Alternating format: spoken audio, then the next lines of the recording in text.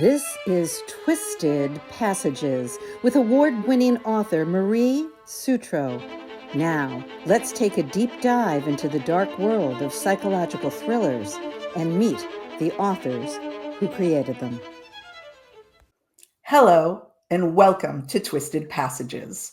I'm your host, Marie Sutro, and today we have poet and debut author Maria Kelson here to talk about her new release, Not the Killing Kind.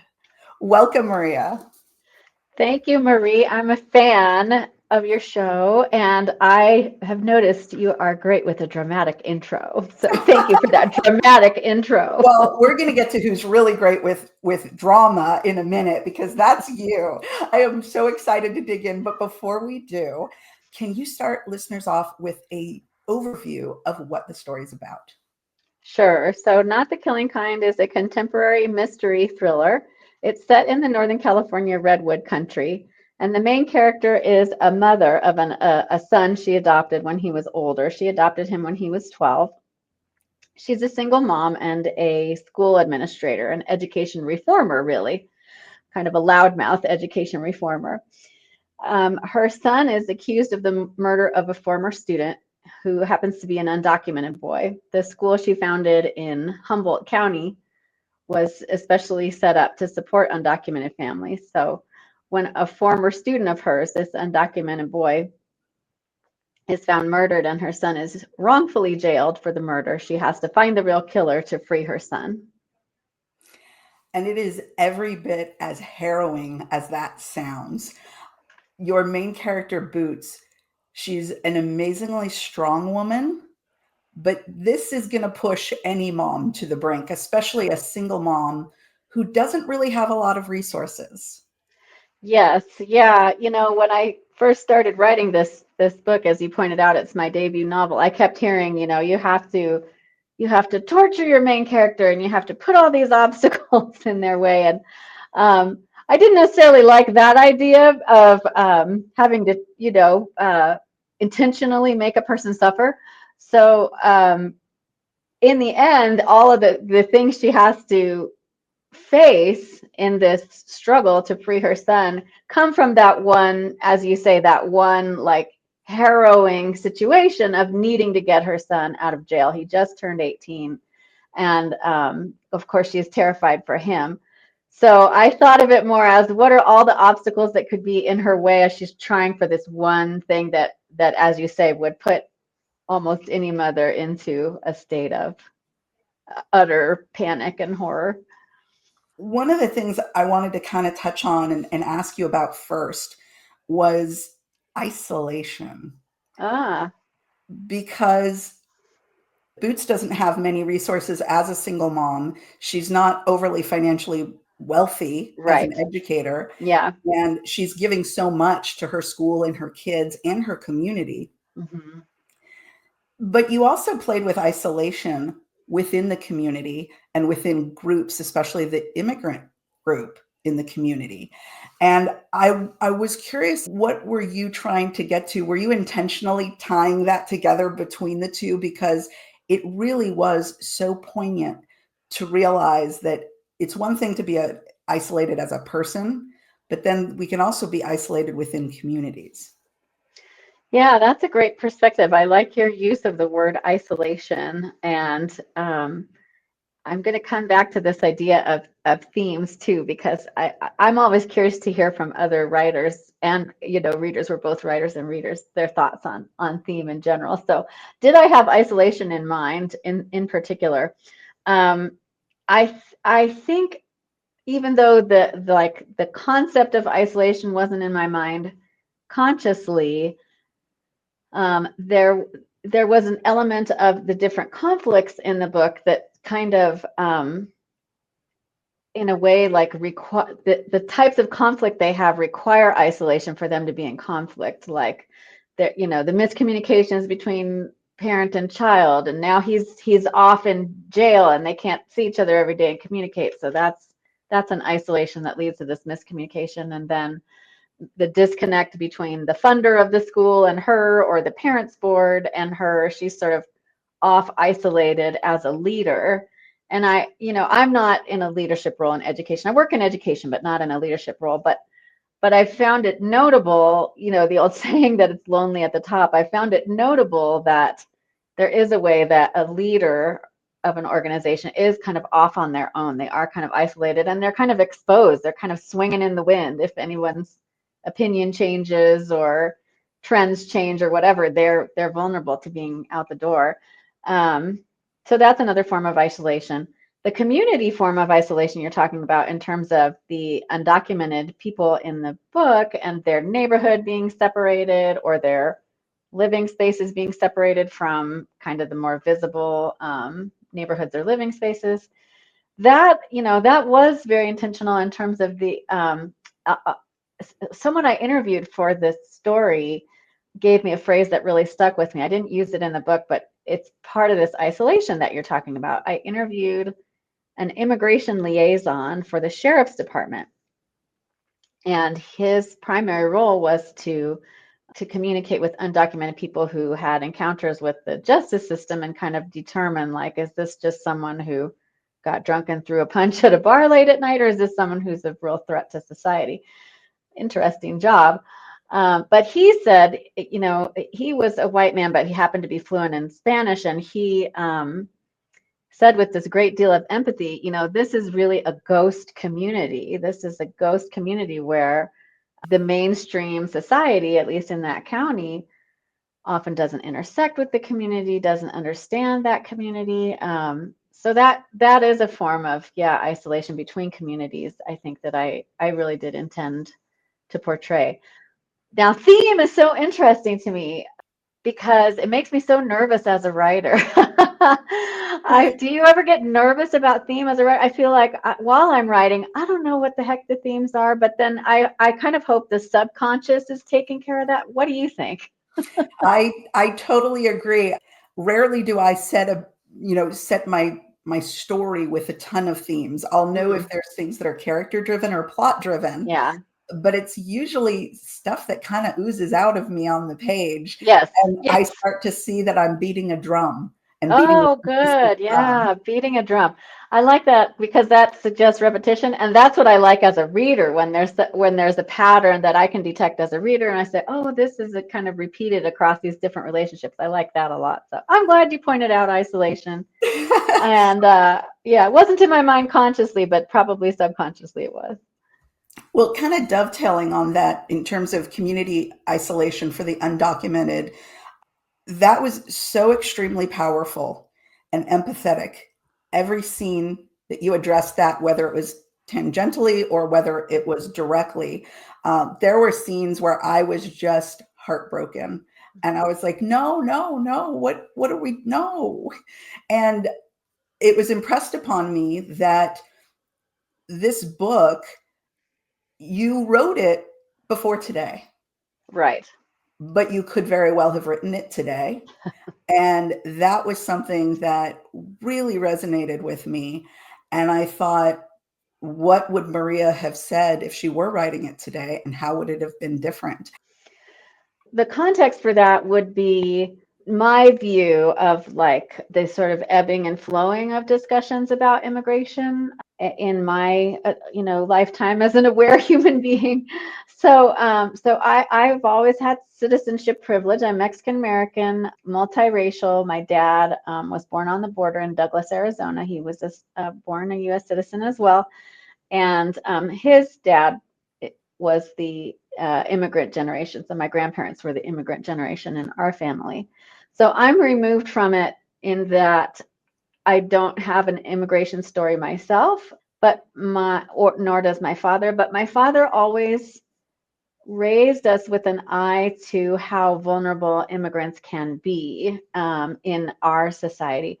And that has been consistent since I first, sort of like incorporated that into my awareness of my community. So when I was a teenager, I volunteered with the local library as a volunteer English tutor with an immigrant mother.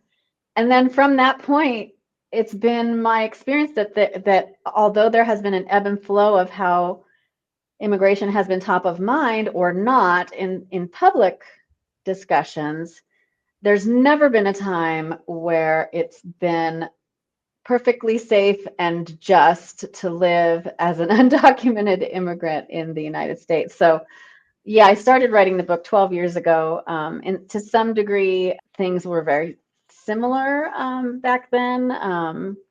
There were immigration raids. The first round of immigration raids that I remember making a big impression on me is when we lived in Utah. So that would have been 2006 to 2009, somewhere in there, somewhere in the 16 to 20 years ago. And it wasn't new then. So these are issues that long predate our current era and have long occupied me prior to this era. But I have had readers pick it up and say, well, that's relevant. And I think, when they read the blurb, and I think that's because of the way, it's being discussed in a different way today. And then there are also policies that in some ways have changed, in some ways. Like, I really don't want people to think like, wow, it's, like, there was some heyday where we had everything buttoned up in terms of compassion for other humans. No, There wasn't. this issue about whoever's the new kid on the block, Right. right? Yeah. And even if you go back to the time of the Irish potato famine, right?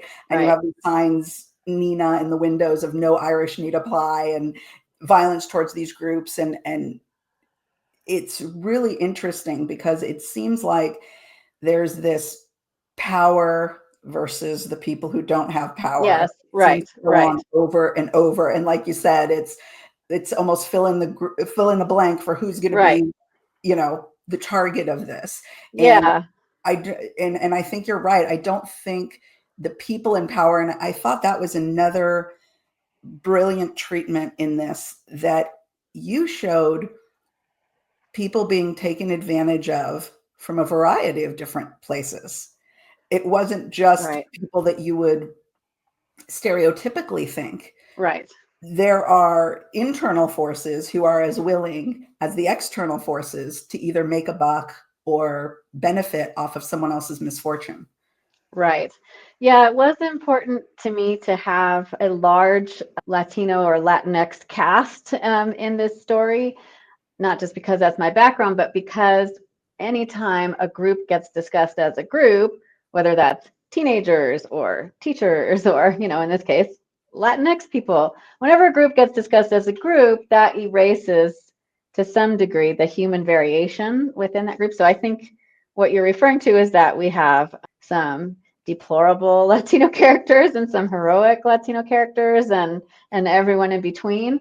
And that was really important to me to do that, because to me, that's part of the antidote to what you were saying. So what you're saying is, human history is like pretty strong on the record of creating an other that gets outcast and treated unjustly. So, novelists, we have the opportunity to bring a human lens to humans, whether they're thought of as outcasts or not. But part of bringing that human lens is showing like the full spectrum of human behavior within what would otherwise get labeled as a group, and not just like some angelic ideal. So that was important to me. And I thought that was really treated so well because, like you mentioned, teenagers and Yes. parents. Yeah. You deal with conflict in so many ways and so deftly. I loved how you looked at things. We start out with Boot's point of view, and she's a mom. And like all parents, she's 100% in, 100% responsible for this other human being. And there is that side for parents where it's so easy to say, well, if I could just control all of this, it would all work out. Yes. Yes. And when you have a maturing human who's about to reach adulthood, that letting go and letting them, for good or for bad, that was so very well done. And her mental and emotional journey towards that, because I think it's such a relatable story for everyone.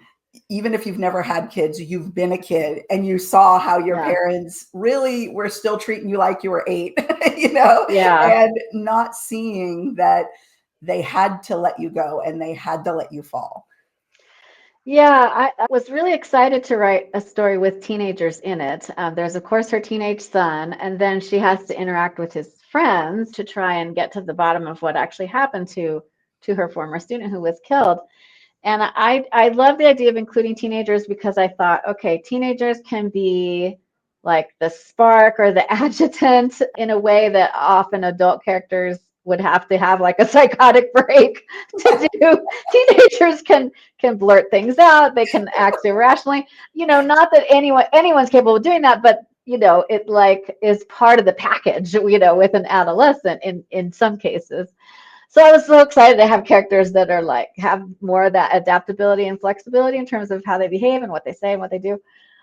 But then the power dynamic, I appreciate that you said a lot of people can relate to that, whether they've had a teenager or not, because my hope was that the trouble in that power dynamic is like transferable to other power dynamics that can be troubled.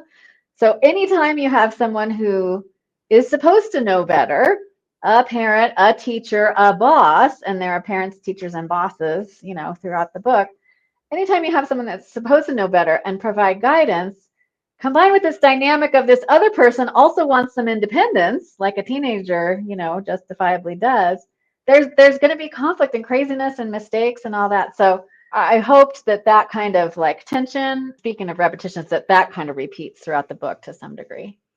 It really did. And you had mentioned communication before. And communication, again, ties into isolation, ties into all of Yeah. these elements, but especially in work dynamics, Yes. in personal relationships, parent-child relationships. Yeah. So many times everyone thinks they're communicating clearly, but they're really not. And you gave us a beautiful interaction between Boots and Haral early on, where you just laid it all out there for us. You laid out who she is, you laid out who he is. We're totally empathetic as the reader to both of these Mhm. characters, and we just want to grab them both by the hand and say, okay, guys, stop. Let's Yeah. slow down. You guys are Right. both in the right place here. Let's just reset a little bit. And I loved that. Yeah. Well, that's something that I enjoy as a reader. So I think I was trying to do that, which is seeing characters like kind of like knock against each other, trying to communicate, or trying to hide. But then as the reader, you do feel like you want to lean in and say, okay, time out, everybody. But I like that. I like being drawn in as a reader, feeling Yeah. like, oh, I'm getting some insight into these relationships. Yes, and when you feel like you know them enough, like your Yes. friends or your family, like you want Right. to just stop them from making mistakes. Yes. And Yes. Boots makes some mistakes. Yeah. She's a Oh, reluctant yeah. sleuth in this case, right? Yes. But what was amazing about it, you just blew me away. This has a lot of elements of a domestic thriller. There are crime elements in it too. How is she going to bridge this gap with, Yeah. this kind of protagonist? Right. Oh my goodness, I never do spoilers. I will not spoil, but the places you take Boots and the things she's willing to do for her son, oh my goodness. Oh my goodness. How are you so fearless in plotting this? Part of it was being a first thriller, and I thought, I need to entertain myself. I, I worked on it for 12 years, so I needed to have things that I thought, well, that's kind of crazy and fun and unpredictable. And what if this and what if that? And I wrote poetry for years. I published a couple of books of poetry under my birth name, Maria Melendez. And so I think part of diving into crime fiction was like, let me dive way in and just see what happens if I make it crazier, riskier, more dangerous at every turn. And some of the early drafts, I got some pushback on that. Some readers are like, that was too much. So I hope your readers will decide for themselves. Maybe it is too much, but the thinking was like, let me dive way into the crime genre and just see what happens when things get worse and crazier and worse and crazier for this everyday protagonist. She's in education. She's not a spy or someone who has experience adventuring and James Bonding their way through life. What I loved about it is it's really bulletproof the way you constructed it. the setting you chose for it. As a Northern California resident, I am Yes. familiar with the area, and it is so perfect for everything that you do. And Boots is so perfect for everything that she does. I never once questioned, oh, would she do that? Or does this make sense? Or how could this be? No, you are bulletproof, Maria. You are absolutely not only bulletproof, but amazingly good. Oh, well, I appreciate that, and I'm glad you had that connection to the setting too. There's something about a setting that is kind of iconic, like the Redwoods is kind of an iconic setting in terms of we think of like the majesty of nature and and connecting on a sublime level with the universe, like that setting combined with like the grit of a crime plot that really appeals to me. And truly, in terms of the themes that you were playing with, isolation can be found in a redwood forest, but there's so much life and so much going on around Yeah, you that right. once you disconnect from kind of our daily life and Yeah. reconnect to the nature world, there's, you might as well be in a big city for all that's Yes. going on around you. So Yes. I loved that. I loved how you talked about Boots' connection with the area, whether it was down to, I think it's okay if I mention, and it's not a spoiler, you did mention a banana slug just by Yes. reference. We didn't Yes. actually meet them, Right. Yes.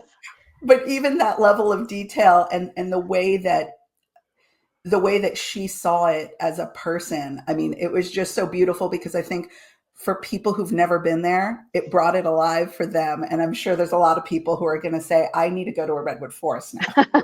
Well, I hope so. I hope more people do go because you're right. It is a complete marvel, and I could have written an entire chapter on banana slugs, which are these gigantic yellow slugs in the redwood forest. And yeah, I wanted her to be familiar with the area, but at the same time be interacting with it in a way she never had before.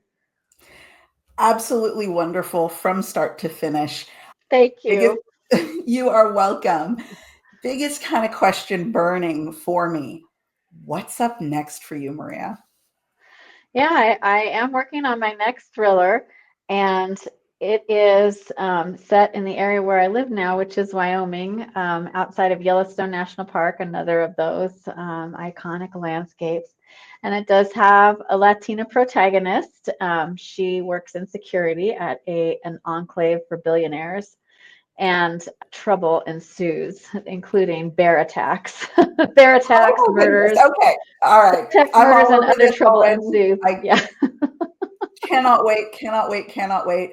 Thanks, Loved Marie. this book so much. I know so many people are going to be in my same boat. And for those who haven't discovered you yet, or for those who already love your work and wish to continue to find out what's coming next, where is the best place for fans to find out what you're up to? Sure. So my website, mariakelson.com, has a place where people can sign up for my newsletter. I try to just send it out every other month. And I am also on Instagram, mkelsoauthor. And I would love to connect with anyone out there who likes mysteries or thrillers with moms, with cool nature settings, with people of color. So, yeah, I really appreciate the chance to connect with your audience, Marie. Well, I know they're going to appreciate the chance to connect with you. And again, the book is not the killing kind. It will kill you in all the best ways when you read it, and you will be hungry for more from Maria. Thank you so much, Maria, for such a wonderful read. And thank you for joining me today. Thanks so much, Marie. It was a lot of fun. Absolutely. And thank you all for joining us on this episode of Twisted Passages. We hope to see you next time.